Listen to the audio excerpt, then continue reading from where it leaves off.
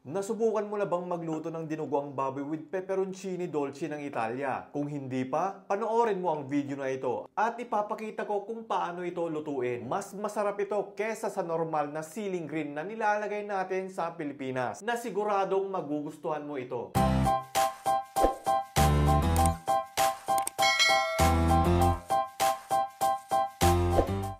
Napakadali lang nitong lutuin kaya ihanda mo na ang iyong listahan dahil heto lang yung ating mga sangkap. Pork belly, dugo ng baboy, pepperoncini dolce o sili dito sa Italian na hindi manghang, bawang at sibuyas, asin, paminta, patis, suka at asukal. Yung sili in-slice ko siya ng ganito at tinanggal yung mga buto-buto at saka ako in-slice ng pagganito.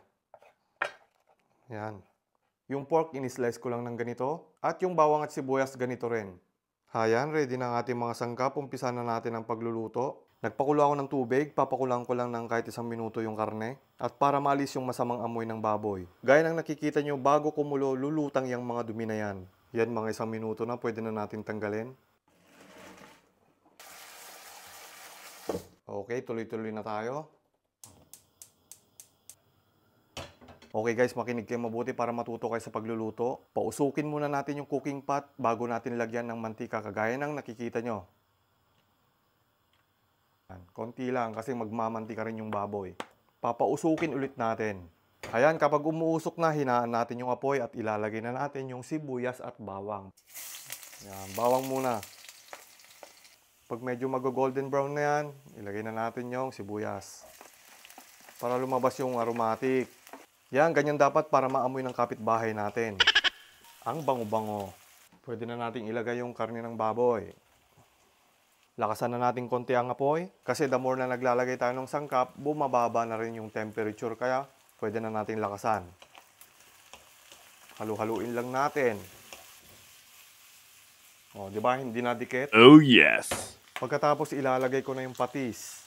Good luck mga kapitbahay dito sa building. Halu-haluin lang natin hanggang mag-golden brown yung karne. Ayan. Grabe, nangangamoy na. Papalayasin na tayo dito sa building na ito. Pwede na rin tayo maglagay ng suka. Take note guys, yung bibilihin yung dugo ng baboy, siguraduhin nyo na walang suka.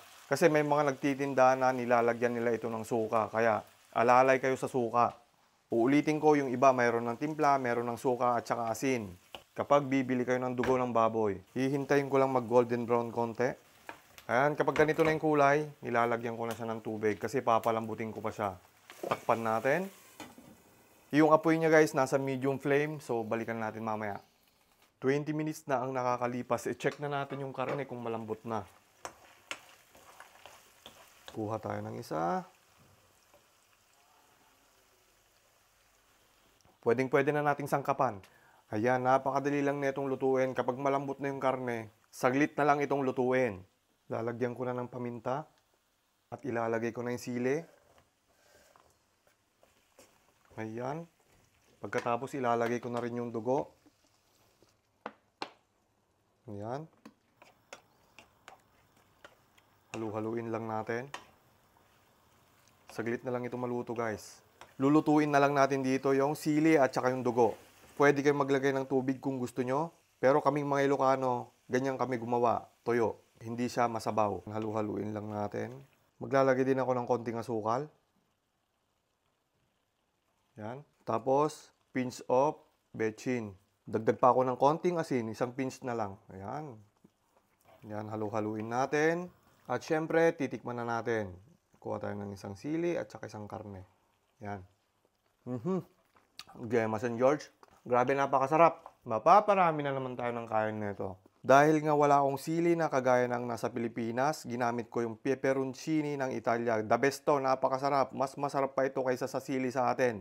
Ayan, luto na ang ating dinuguang baboy with pepperoncini ng Italia. Subukan nyo guys, napakasarap. Kung bago ka lang dito sa aking YouTube channel, sana huwag nyo kalimutang mag-subscribe para sa mas marami pang recipe na aking gagawin. Sa channel na ito, matututo kayong magluto. Hanggang dito na lang. Kain na tayo guys. Titikman ko nga ulit.